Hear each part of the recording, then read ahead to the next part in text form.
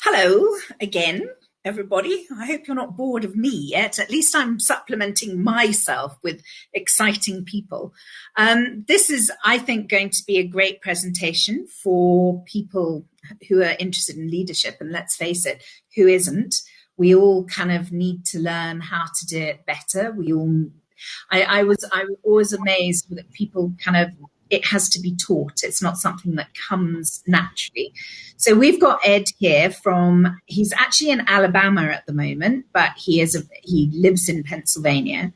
And he's another one who's got up early just for us. Says his day is starting. Ours is sort of our energy levels maybe a dwindling. That's a good word. A dwindling a bit. So he's here to give us some energy, and he's got no excuse because he's bright and early, and is an expert in this whole mystery of leadership and how to lead teams effectively, etc., etc. And I think it's something that's vitally important for us, especially in this world of having to do it remotely too. So I'm not going to carry on. I'm going to hand over to the person you've come to listen to, who is Ed KROW. Welcome to SAPIX for the first time. Thank you. And good morning for me. Good afternoon for most of you, I guess. It's good to be here. We're going to talk about the age that we're in today. A lot of people, if you ask them, they would say, hey, we're in the information age, because that's what we hear so much in the media. And the reality is that we've moved on from the information age. We're in what we call the experience age. And so what we're here to talk about today is, what does that really mean? What is the experience age? Really, it's an age, if you think about it, where we've gone from using the internet to just pull information into our consciousness to really, it's become a part of how we experience our life. Look at the myriad of pictures that I've got up here. We use social media to share what's going on in our lives and in our experiences.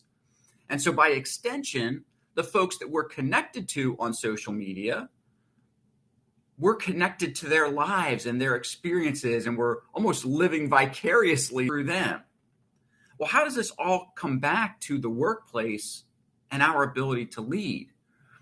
Well, work is part of who we are. It's part of being our best selves. And so in the experience age, what people want is they want to be able to bring their best self to work every day.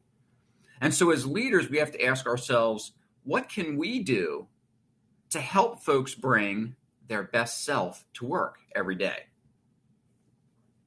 And so what we're looking at is this massive change. There's been a shift from everything related to the internet and how we use it. So think about online shopping and how quickly you can press a button on buy and the product shows up at your door in a day or two. Think about how we use our phones anymore. We almost don't have to know anything because everything is at our fingertips on our phone. And so when you think about service and what that means to you, it's probably changed quite a bit. That we're in a mindset now where, because we can get our hands on information and use it and experience our friends' experiences in real time, we're now starting to expect that in all facets of our life, not just our online and social media presence. And so our employees are expecting more from us as leaders. They're expecting a higher level of service from us. They're expecting a higher level of service from our organizations. And what I'm hearing when I talk to leaders all over is they're saying that the playing field has shifted, Ed, and we're now the buyers. Our employees are the consumers, and we've got to treat them as such, that we're here for them. That's a massive mind shift. It's a massive paradigm shift. And so what we're going to discuss over the next half hour or so is, how do we do this? How do we lead people during this time when their expectations are so completely almost off the charts for us? Well, I think what it starts with is this idea that the workplace has to now also become an experience. When we look at what the younger generation that's coming out of college wants right now, they're looking for work that is meaningful. They're looking for work that can supplement who they are.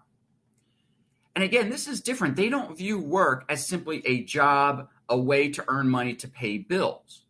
And if they don't feel that there's a connection to the work that they're doing and to the workplace in which they're doing it, they're not going to accept the position, or they're not going to stay long in the position. And again, that's a massive shift for us as leaders, where we used to think, well, gee, I'm providing you a good rate of pay and some good benefits, and you're providing me some good work. We've got a match made in heaven. And what we're finding is that, yes, of course, people still want a good rate of pay and good benefits, but the culture of the workplace is such that people recognize that that concept of work-life fit has now morphed into work has become a part of who I am and how I identify myself, but differently than in past generations. So past generations at a cocktail party might say, well, I'm a lawyer, I'm a dentist, I'm a plant manager, whatever. But today's generation says, well, I impact lives through delivering healthcare. I provide social justice for customers. That's how they're viewing things. That it comes back to that word experience. So they don't find themselves labeling themselves with titles so much as the work itself. And so when we think about, again, how people are experiencing each other's lives through social media and through the internet, what we're seeing is that folks are now saying, well, experience is part of me getting the most out of my life. It's being able to keep me connected to my friends and families and coworkers and their lives. And because they're starting to view work as part of their life experience, they want more out of us as leaders. And that's why I think today's topic is so critical for us.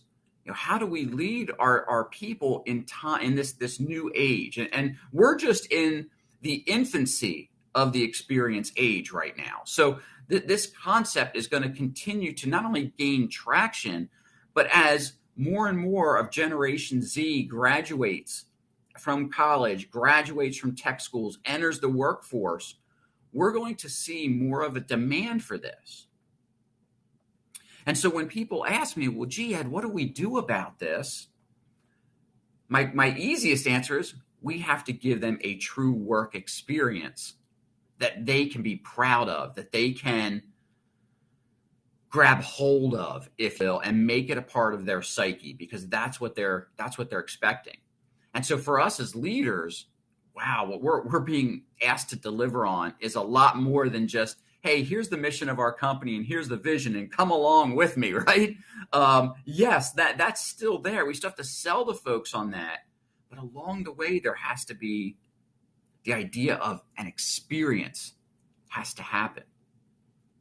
And so when I think about delivering on a great experience at work, I start to think about the things that bind people together. And we're going to see that experiences at work and engagement at work are similar, but we're going to identify differences there too. Because you might be sitting there saying, well, I know we've got a great culture, Ed, and my people are engaged and we're productive, and that's good. Believe me, that's good. But it may not be enough as we move further into the experience age. And we'll see why here in a moment. So again, to drive home what this experience age is, it's about an emotional connection. So when the pandemic first hit a year and a half ago and everyone was sent home, there were a lot of people that said, hey, this is great. I can sit around in my PJs and work. And everyone said, yes, this is wonderful. And then there were some people that said, oh, I miss my coworkers. And I miss the vibrancy of the office. And because I don't have that emotional connection with people through Zoom or whatever virtual platform they happen to be using. And so the pandemic has put a kink in how we do business. And in fact, before I went on stage and I was talking with some of the planners, what we're missing out on is that true human connection, like we see in this picture of people sitting around a table and being collaborative and smiling at each other face to face. Sure, this virtual experience is good, but I think we all miss that collaborativeness of sitting around a table with our coffee and letting the ideas flow and seeing each other's smiles real time. And it comes back to that emotional connection. And so when I think about what today's generation and even older generations are wanting out of their work experience is that emotional connection with the people that they're on this work journey with. And so as leaders, we're called to deliver to them some type of emotional connection. Now, before you tune out and you say, oh gosh, Ed's going to start talking about how we have to love our people and hug on our people, those kind of things. Yeah, I want you to love and care about your people. Obviously, I do. But we're talking about an emotional connection to their work. That's what today's employees want. So the question is, how do we do that? How do we get people to tie in emotionally with their work? Because think about the things that you are emotionally tied to. Those are things that you're committed to, you give your all to, and you're passionate about. And that's what we really need from our employees, to care about, be committed to, and be passionate about their work. And so it's our job as leaders to deliver on that. So here's why we should care about this. Before we go any further, I like to always answer the person who's sitting there like, I don't know about this, right? So why we should care. Here's the thing. It's time to look at our business processes from a candidate standpoint and an employee standpoint to see if we're delivering on the experience that our people are craving. Because this employee experience has to be a new business priority for us. Think about it this way. If you were going to make a job move, probably one of the first things you do is you began searching for open positions and you zeroed in on an organization, you'd go to the internet, right? You would start to look for information on that organization. You'd want to know about their mission. About their mission, about their vision. And you can dig through a website and find information about that. You can find out about the widgets they make or the service they provide.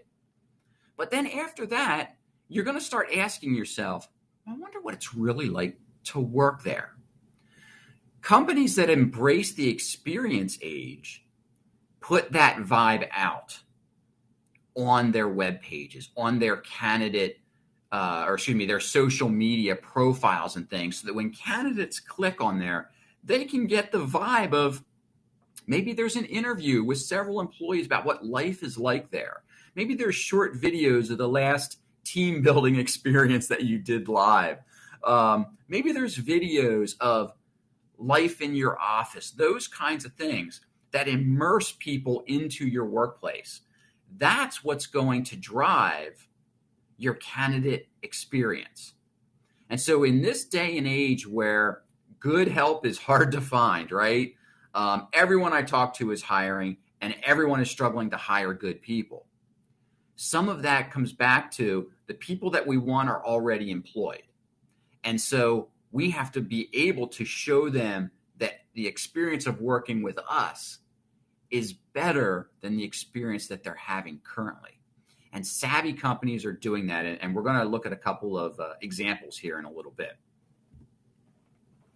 So Mike Wadera, the founder of Teleport, says it best.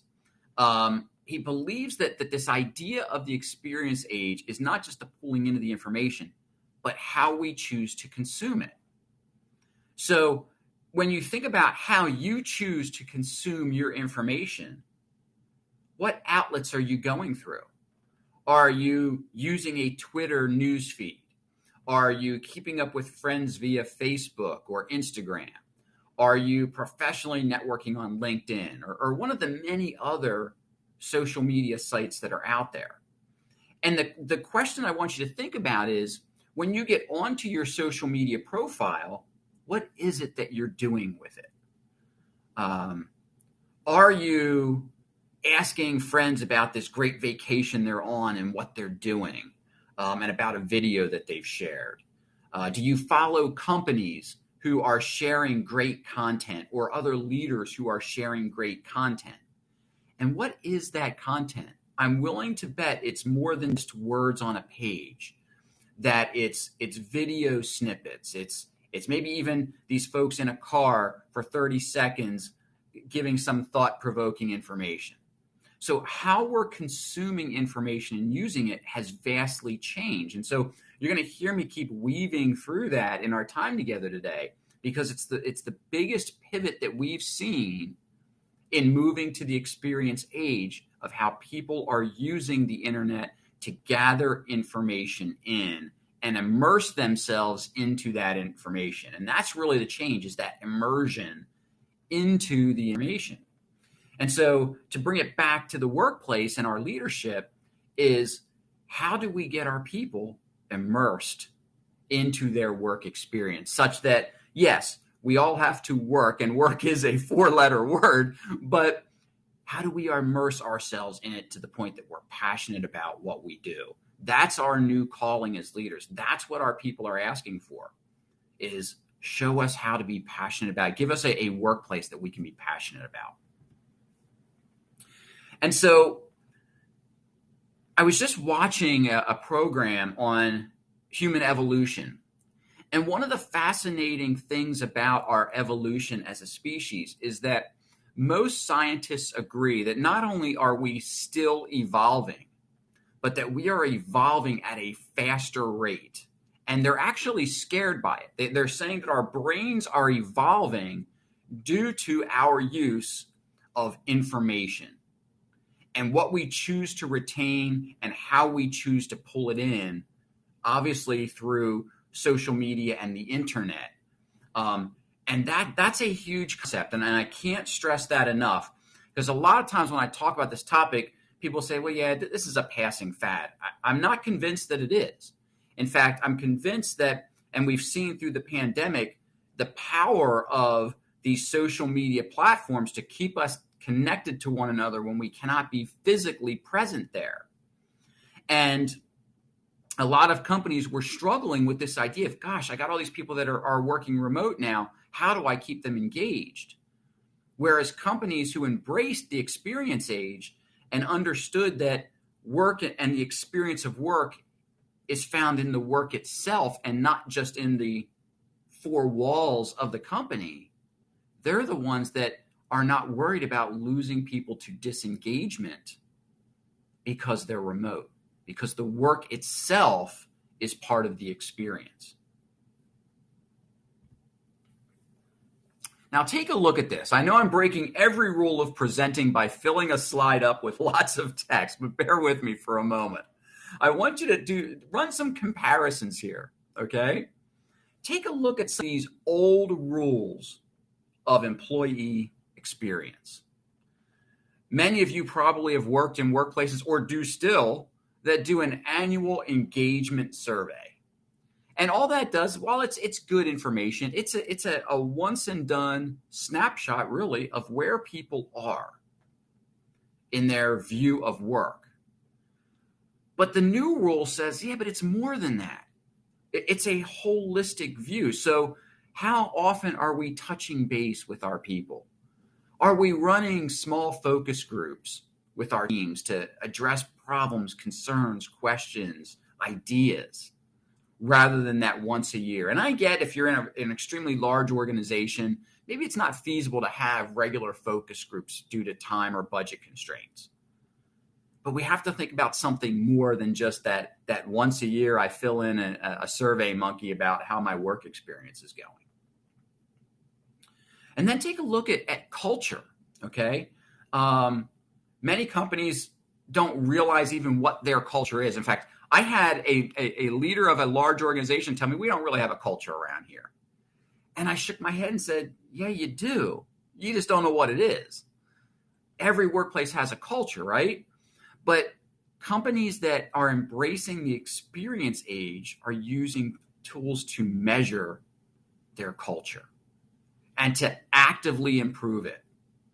I'm working with an organization right now that by all accounts, if you walked in there, you'd say, wow, what a great place to work. I mean, it just has that vibe as soon as you walk in their front door. And yet their CEO was worried that the culture was starting to shift a little bit.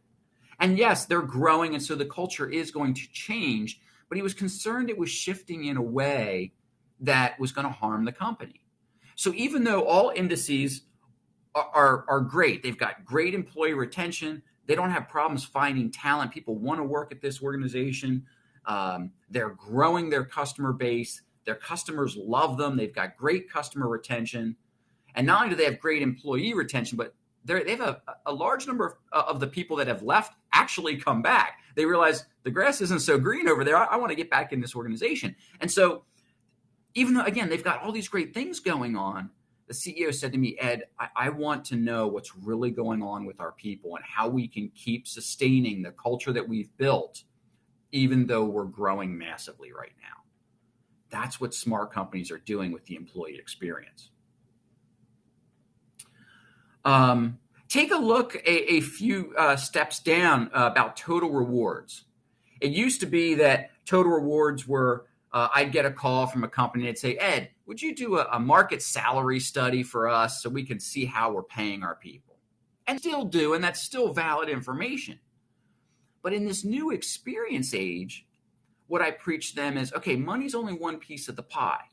Let's look at the entire budget that you have for your people. So that means your salaries and your benefits and your training and development and career opportunities and the company parties, anything that you spend money on relative to your people.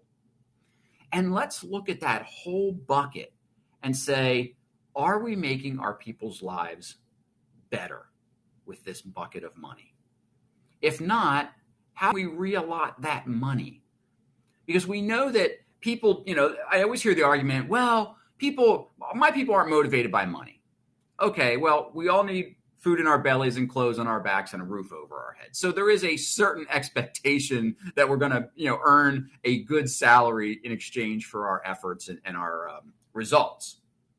But beyond that, again, if we want to drive an experience, people want to know, okay, but what else is there? It's not just about the money anymore.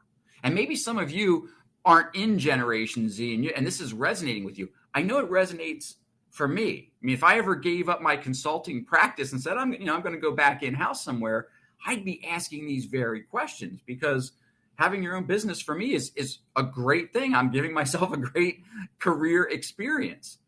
And so if I was to give all of that up, I'd be really concerned about the culture that I was stepping into. The last thing I want you to look at on these lists, not that these aren't important or anything, but I want you to take a look at employee self-service.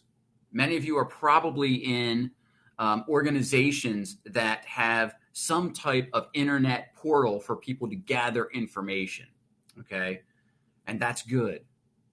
Next generation of that is that interactive or that platform has to become interactive for people, that they can learn more than just pulling down their tax forms or their benefit forms or changing their marital status or whatever, right?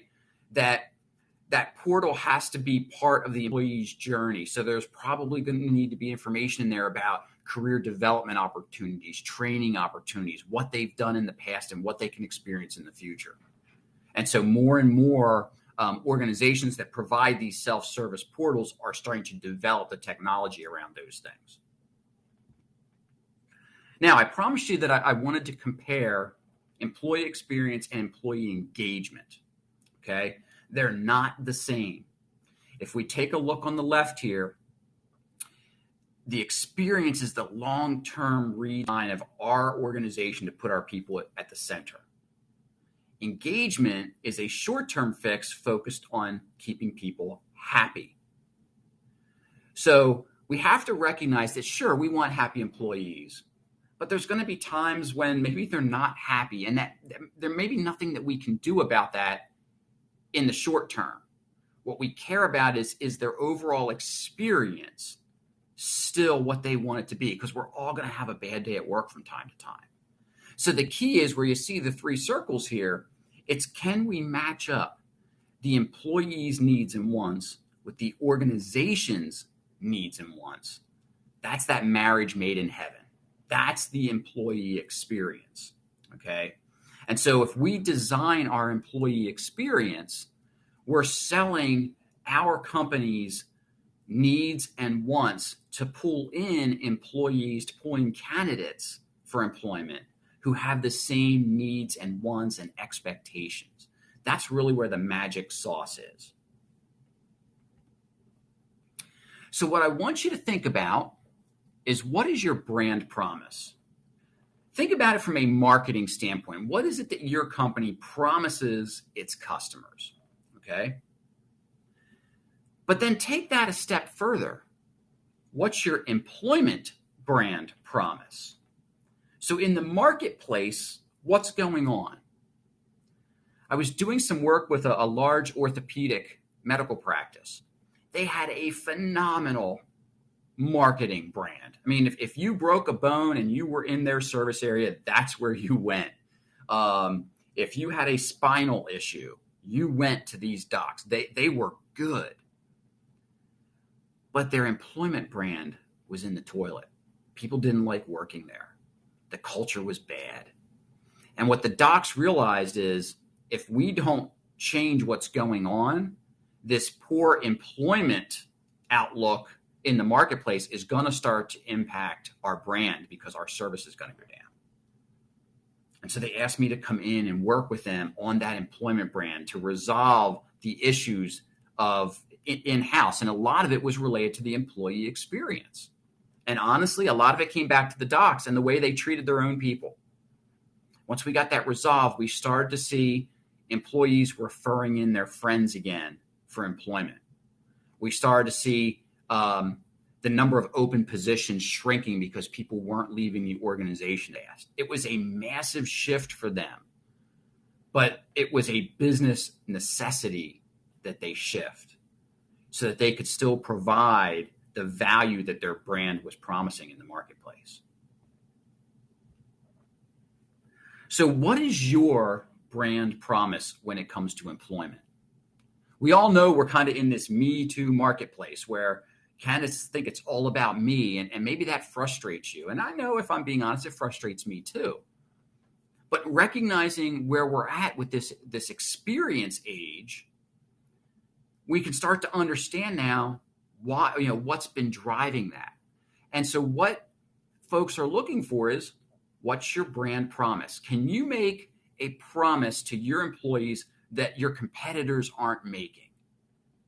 Maybe there's something about your workplace that's better than the rest, that makes you stand out. And it's okay to brag about those things, and we've got to get those things out on social media. If your workplace has a tradition of maybe going out in the community and doing community service projects, man, get video of that stuff. Get it onto your website. This is our people working in the community to make the community better. If you've got internships, interview those interns about their experience and get that out there and market that to the colleges and universities that you're pulling those interns from.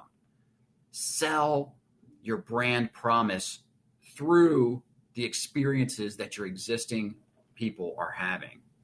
You'll be amazed at what that will do, not only to your recruiting of high quality talent, but to your retention.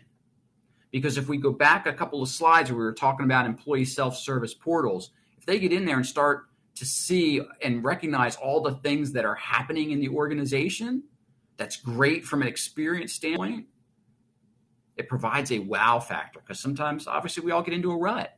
And our employees are no different, and they sometimes forget all the really cool things we're doing, and we've got to remind them of our brand promise.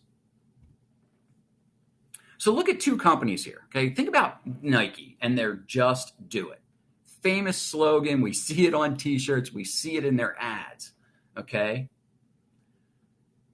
Nike fulfills that same experience for their employees. With an environment of let's just make it happen. If we have an idea for a new product or how to improve our current shoes, just do it. Make it happen. It's the vibe there, okay? It helps them to stand out in the competitive marketplace we're in as businesses today looking for talent. And today's people want that experience of, I know I'm making a difference. And so at Nike, that slogan isn't just a marketing thing. It's a vibe. It's a culture vibe within their organization. Another famous brand, Disney. Disney provides that holistic approach. When you go to a Disney theme park, you're actually living in the world of Disney. You're meeting the princesses and the princes, and you're meeting the characters. And for us as consumers, we're immersed in that. And Disney is well known for its employment and that people want to go to work there because of the experience that Disney provides.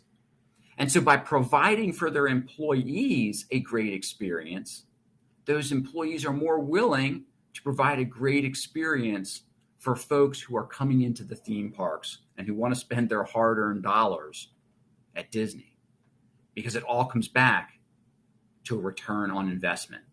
So what we're talking about is not only pulling in great employees through this experience age, but keeping them fired up on our brand promise is going to provide the return on investment that we need, because we're going to see higher revenues and higher customer retention because of it. Now, found some studies. I like to end with some stats sometimes. In 2017, you can see here, companies that provided a superior customer experience score grew revenue 5 times faster than their competitors. So if we can provide a great experience for our employees, they in turn will provide a better experience for our customers. Think about the places you enjoy shopping or dining. And you probably enjoy going there not because they've got quality products or clothing or food. It's probably the treatment you get from the staff. Well, most staff can't possibly provide a high level of customer experience if they're not fulfilled in their job. It just doesn't work, okay? And of course, we know it only takes 1 or 2 bad experiences and we leave a brand, right? It only takes 1 or 2 really bad experiences and employees leave us. So we can learn a lot from some of these customer experience studies and relate them back to our employees who are our customers. Because the lines, remember we started off talking about our employees expect a higher level of service from us. And so we've got to provide that service to them and treat them as customers, internal customers. And so as we're wrapping up, companies are going to need not just to embrace this experience age, but embrace the use of technology to drive the employee experience. Just like people want that immediacy in their lives of, I want to order something, I want it to show up on my doorstep tomorrow, employees are bringing that expectation into the workplace. And how can we as leaders deliver on that? How can we cultivate relationships with our employees that are going to meet those expectations? That's the $1 million question. And if you're waiting for me to give you the $1 million answer, I can't, because only you know what your employees need. I can't sit here and tell you, oh, employees want this and need that. Ask your employees what they want. Each one's going to be a little bit different. If you want a great book on that concept of asking employees what they want and knowing a little bit about them, there's a great book called Hug Your People, written by a gentleman by the name of Jack Mitchell. And he's a business owner, and he talks about his business success has been driven through how he treats his people, the experience that he gives his people. It's a super easy read. I'm not going to give away any of the secrets in it, but I think you'd find it immensely valuable in looking at how can we take our processes, our internal processes to the next level to really drive the employee experience. But the only way that we can do that is if we ask our people what they need. That's the key. So what I want you to think about in terms of homework, I believe if you're going to spend time in these kind of sessions, you need to have some homework to take back with you, okay? Where do you fall on the continuum of employee expectations against the reality of the workplace? So the only way to start, I want to reiterate this, is ask key questions to get insight into your people and understand their desires. Because what you may find is that the experience you think you're delivering may not be the reality that the employees are faced with. And so if we want to make sure that we're hitting the bullseye of expectations and reality being met, that comes through that open line of communication with our people. And the key to communication is understanding that everyone comes to the communication event with their own sphere of experience. And so how we discuss these types of things with one group of employees may be different than how we need to discuss it with another. So again, it comes back to, if you're going to lead your people, you have to know them. How do they need to hear what they need to hear from you? It's one of the biggest things that you can work on as a leader. Not just people use the term communication skills all the time, but I believe it's recognizing how your people need to hear what they need to hear. And if you can figure that out through open discussions with them and pinpoint their hot button topics and the words they need to hear and the way you need to deliver it, you're going to develop some really loyal employees for yourself. And you're going to find out what their reality is. And then you can start to work on that reality and improving it. Candidates want the same thing. So I've talked a lot about the internal experience. I don't want to forget the candidate experience. How we treat people that we're trying to recruit in is the same way. What's that experience like? Do they feel like they're just a number? Or do they feel like they're part of their own experience? Are they experiencing your company through social media? Are you driving them to your portals through videos? Are you making it easy for people to get information about your company, to apply for work at your company? You would be amazed at how many organizations I've worked with, and I go in to look at the candidate experience, and I can't even upload a resume, much less get information about the workplace. So what are we delivering on our employment brand in the outside marketplace? Because we know that the talent is out there, but we also know recruiting it in is more difficult than ever today. And so we've got to be willing to share our message about our workplace experience with our candidates, both present candidates who are actively pursuing us and those passive people who are just kind of out there keeping their eyes out for maybe their next experience. Can we draw them in with the stories that we're telling about our workplace? That's the key. And what I tell folks is buddy up to your marketing function on this one. Buddy up to your HR people and talk to them about how do we get this message of the cool things we're doing out into the marketplace so that it becomes part of our employment brand. It's key. So all of what we've talked about today comes down to these couple of things. And you guys know this, but I like to just put it out there, right? We know that engaged employees stay longer. And we know that the longer an employee stays, they can drive customer satisfaction, regardless of whether they are a customer-facing employee or whether they're a widget maker on the front line for us. They're more committed and focused on their jobs. And so if our employees take care of our customers, guess what? Our customers stay loyal to us. Customer retention turns into profits. If you're publicly traded, profits drive shareholder value, right? So that's the business case right there for why we should get on this train and start marching towards driving an experience for our people. Not just to keep our people happy. Yes, that's a very wonderful goal, but obviously in business, it comes down to money. And doing the right thing by our people always connects the dots to higher profitability each and every time. When we don't take care of our employees, they don't put out good products, they don't take care of the customers, and customer retention suffers, and therefore profits suffer. So if you like what you've heard today and you were looking for some way to sell it, you can start selling it through this chain and plugging in your own company numbers into each of these 5 indices and see where you stand.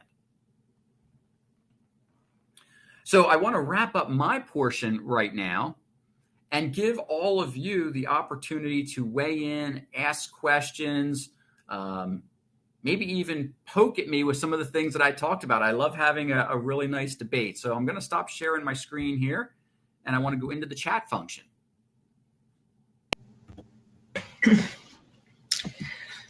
Come along, people. Don't let me down. Thanks very much, Ed. That was very informative, stimulating, lots of great energy. Really appreciated that. Has anyone got anything for Ed? I know that it's a lot to take on board. We've had an awful lot of information this morning or this afternoon, today, the last 2 days. I don't even know what time of day it is anymore. It's different for all of us. I think you've answered lots of people's questions, or else they're just thinking about it. I put the name of the book in the chat. I see that. Thank you. And I do think, that it is definitely that whole thing about the customer experience. It should be extended to our own staff as well. Who is it that said that thing about I think it was Richard Branson who talks about how he likes to spoil his staff like he spoils his customers. Yeah. It's hard to do sometimes. It is. And his point is, train your people so well that they could leave you. Like they become so valuable anybody else would want them, but treat them in a way that makes them never want to leave you. Yeah. And that's such powerful. There's so much power in those words. And, it's something that when I'm working with an organization, we talk a lot about, because believe it or not, I still have business owners, CEOs that worry about how much training they're spent, or how much money they're spending on training. And, maybe it's too much because they're going to train people to leave and go to other companies. I'm like, whoa, okay. That's very short-sighted. Yeah. So Pranita said it's a very powerful presentation, and thank you very much. Oh, and I can see that there are lots of blue bubbly thumbs popping up all over. Which is very cool. At least we know that people, and like I keep saying, I keep thanking everybody for the engagement, because we don't know that they're engaged, and it's very hard. So simple comments and blue thumbs mean a lot. Who'd have thought our lives would have been so simple? Yeah. At first, I thought when I started, I thought it was bubbles coming up. I thought, I wonder what that is. And then I saw it was little blue thumbs. So thank you all. I appreciate the feedback. That's wonderful. That's brilliant, Ed. Thank you so much for your time, and everybody here this afternoon. Thank you. We are now under tight time constraints because we've got to dash over to see Carol Patak, who's actually coming in from Arizona, having survived all the massive fires that they nearly lost their farm there. So here's a non-supply chain professional who finishes on time too. Very proud of you. Thank you, everyone. I appreciate it. Thank you very much, and take care. And here's to face-to-face events keeping going in the States. You know it. Thanks.